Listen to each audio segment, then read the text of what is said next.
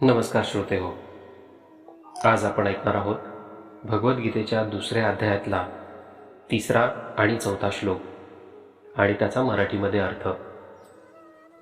तर ज्ञानोदयाच्या मार्गावर यशस्वीपणे पाऊल ठेवण्यासाठी उच्च आत्मबल आणि नैतिकतेचे असणे आवश्यक आहे, ज्यासाठी एखाद्या व्यक्तीला आशावादी, उमंगी आणि ऊर्जावान बनून आलस्य, स्वच्छंदतेची प्रवृत्ती, अज्ञान आणि आसक्ती यासारख्या लौकिक मानसिकतेवर विजय प्राप्त करणे आवश्यक असते. श्रीकृष्ण एक योग्य गुरु आहेत, म्हणून अर्जुनाला आता त्याला परिस्थितीचा सामना करण्यास प्रोत्साहित करून त्याच्या आत्मबलाला वाढवण्याचा प्रयत्न करतायत. अर्जुनाला पृथापुत्र म्हणजे कुंतीचे दुसरे नाव या नावाने संबोधित करताना श्रीकृष्ण त्याला त्याच्या आई कुंतीचं स्मरण करण्यास आग्रह करतात. कुंतीने स्वर्गाच्या देवतांचे राजा इंद्राची उपासना केली होती आणि इंद्राच्या आशीर्वादाने अर्जुनाचा जन्म झाला होता, म्हणून तो इंद्रासारखा असाधारण बल आणि पराक्रमाने संपन्न होता.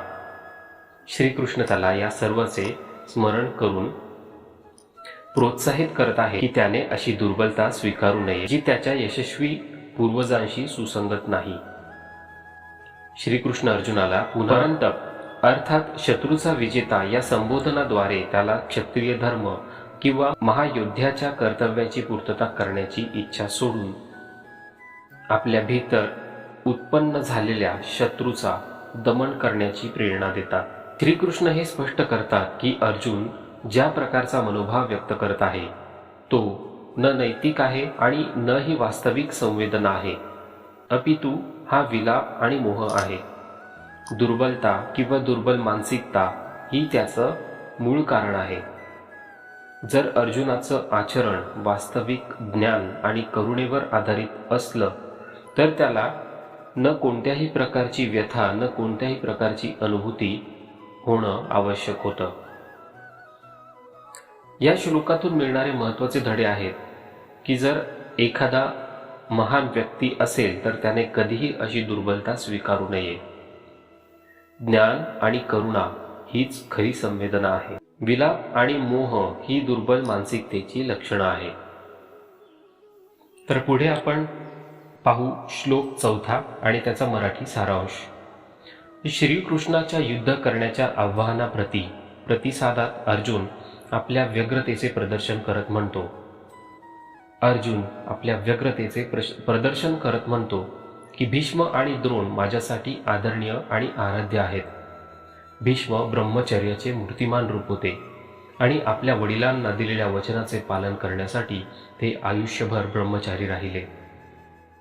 अर्जुनाला शस्त्रविद्या प्रदान करणारे गुरु द्रोणाचार्य युद्धकलेमध्ये निपुण होते आणि त्यांच्याकडून विद्या प्राप्त करून अर्जुन धनुर्विद्या पारंगत झाला होता.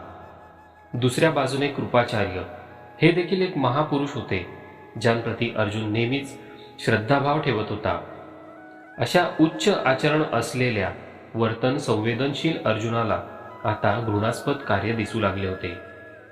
त्याच्या मते जेव्हा या श्रद्धेय महापुरुषांसोबत कोणत्याही प्रकारचा वादविवाद करणे देखील अनुचित होते तेव्हा तो त्यांच्या विरुद्ध शस्त्र कसं उचलू शकतो.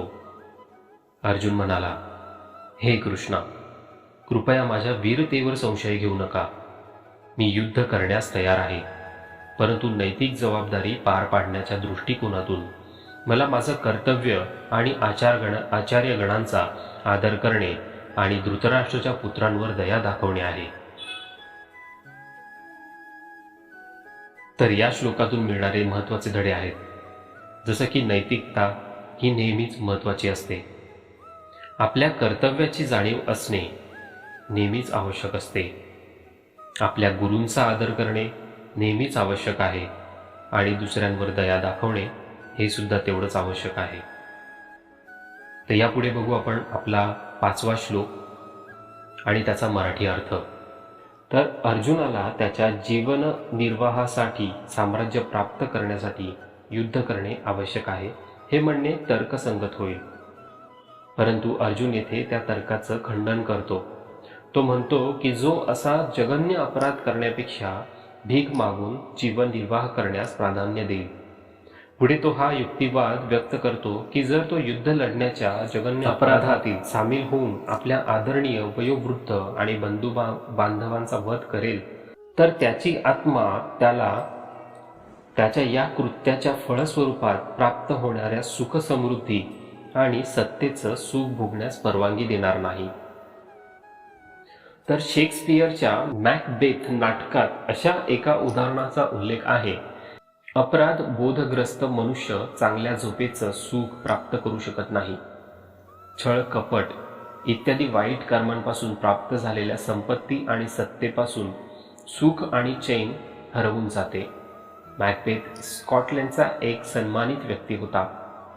एकदा प्रवासादरम्यान स्कॉटलंडचा राजा रात्री विश्रांतीसाठी त्याच्या घरी थांबला होता. मॅकबेथच्या पत्नीने त्याला राजाची हत्या करून राजाचं सिंहासन मिळवण्यासाठी उकसवले. मॅकबेथने तिच्या सल्ल्यानुसार अंमल करून राजाची हत्या केली आणि त्यानंतर तो आणि त्याची पत्नी राजा आणि राणी या स्वरूपात स्कॉटलंडच्या सिंहासनावर बसले.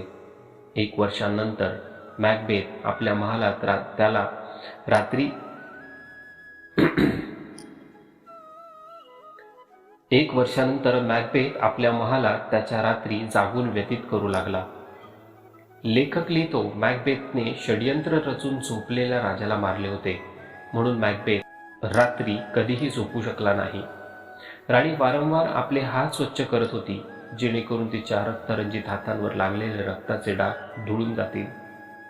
या श्लोकात अर्जुन ही भावना व्यक्त करतो की जर तो युद्ध करून या श्रद्धावान महानुभावांचा वध करेल तर त्याचे हातही रक्तरंजित होतील आणि ज्याची आत्मा त्याला कोणत्याही प्रकारचा राजसी थाट, बाट आणि राजसत्तेचं सुख भोगण्यास परवानगी देणार नाही.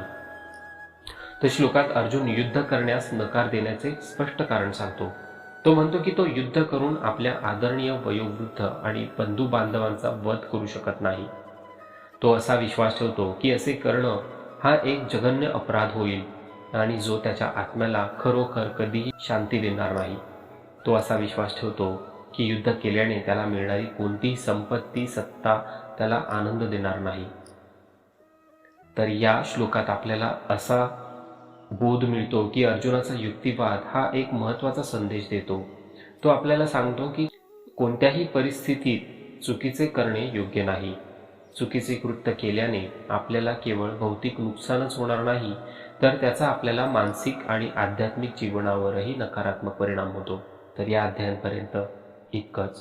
पुढे ऐकू आपण आपला अध्याय 6 आणि त्याचा मराठी अर्थ. तोपर्यंत नमस्कार. जय श्री कृष्ण.